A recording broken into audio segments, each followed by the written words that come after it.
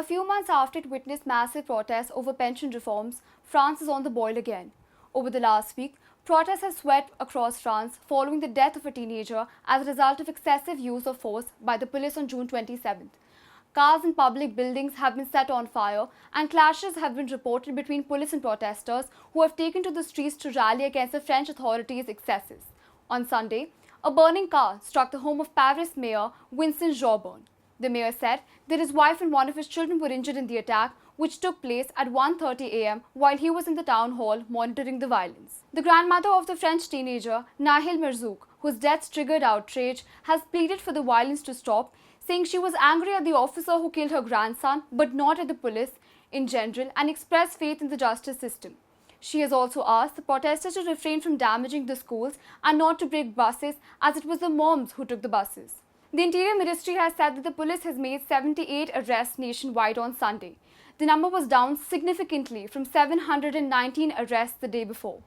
Since the protests first erupted, over 3,000 people have been detained, with around 45,000 police personnel deployed on the streets. President Macron had cancelled a scheduled visit to Germany in the light of the protests and held a special security meeting on Sunday night. Macron also wants to start a detailed longer-term assessment of the reasons that led to the unrest, an official told AP.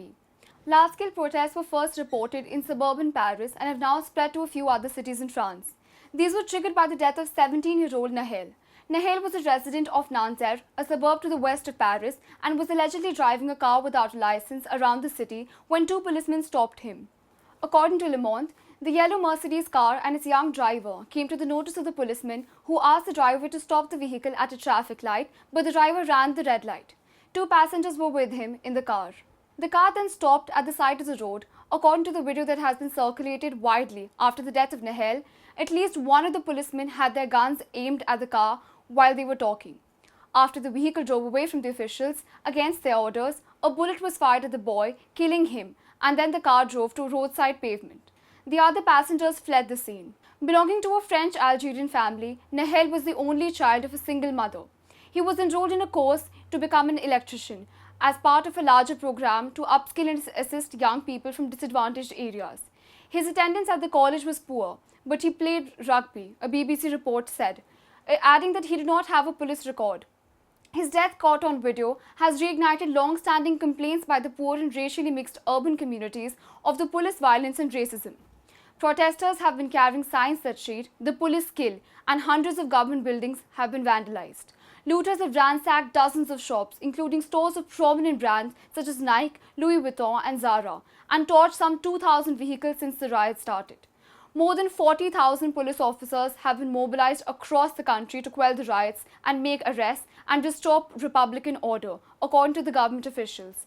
Nearly 1,000 people, including teenagers, have been arrested and more than 200 police officers have been injured.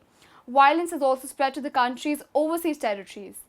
In French Guiana, a 54-year-old man died after being hit by a stray bullet during the clashes between the riots and the police forces in Cayenne, the island's capital. Amidst the violence, Macron's decision to postpone his long-planned state visit to Germany is a clear sign of the gravity of the protests. The Elysée confirmed that Macron and French President Frank-Walter spoke on the phone on Saturday, agreeing to postpone the high-level visit. No new date for the visit seems to have been floated for the time being. The state visit, which was scheduled for July, was to boost the Franco-German relations and have the leaders discuss burning issues ranging from energy policy to China. It would have also marked the first time a French president paid a state visit to Germany since Jacques Chirac visited Berlin in 2000. Escalating clashes between the rioters and the police have already forced Macron to accelerate his departure from the European Council meeting in Brussels on Friday.